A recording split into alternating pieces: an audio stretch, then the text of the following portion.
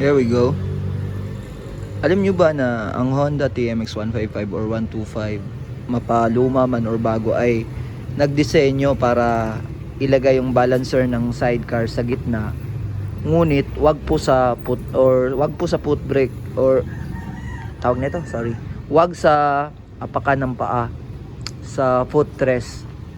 Dahil po ang footrest po nito ay nakakabit mismo sa makina po. Tagilid natin. Okay, nakatornilyo dyan yung apat na tornilyo 10mm. So ngayon, kung ang motor na ito ay sa sidecaran mo at dyan ka kukuha ng support mismo sa apakan mo, mapipwersa ngayon yung tornilyuhan dyan, malulos thread. So doon na mag-uumpisa yung sira ng motor. Minsan nababasag yan, nagtatagas.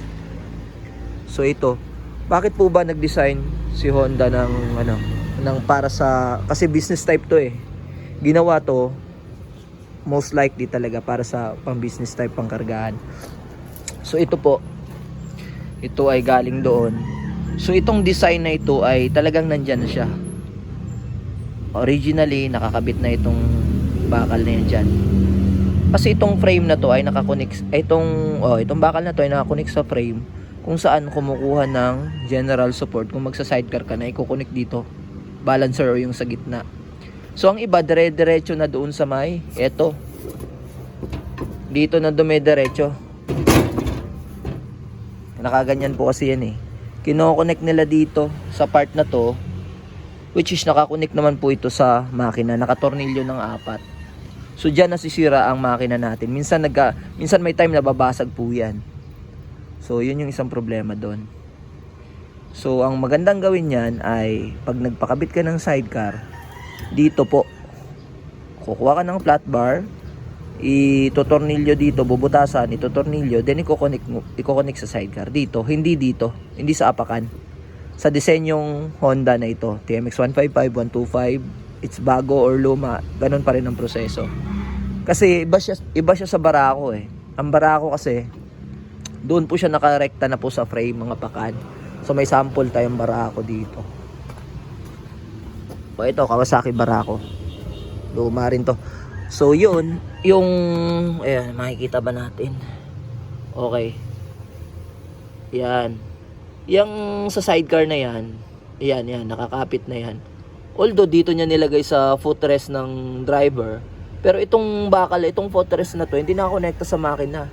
Kundi nakarekta sa frame mismo. Ayun, ayun yung frame, oh. Ito ba sa ilalim? Okay.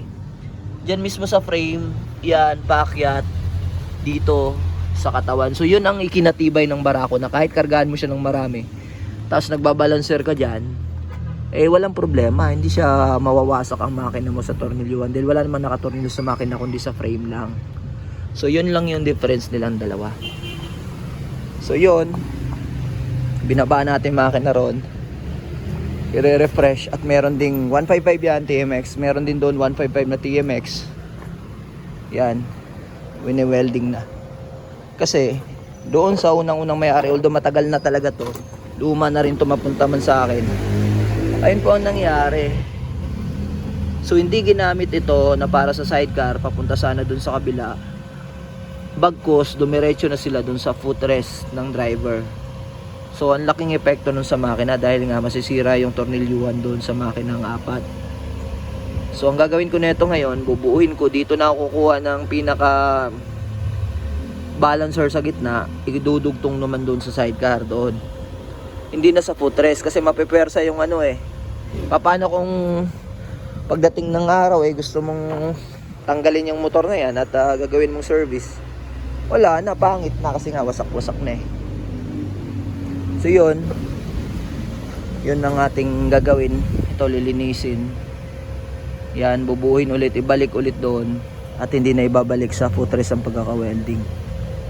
So ito yun, nag-a-apply ito sa lahat ng motor na China, Honda, hindi sa Kawasaki, hindi sa Badja, iba rin ang design ng Badja.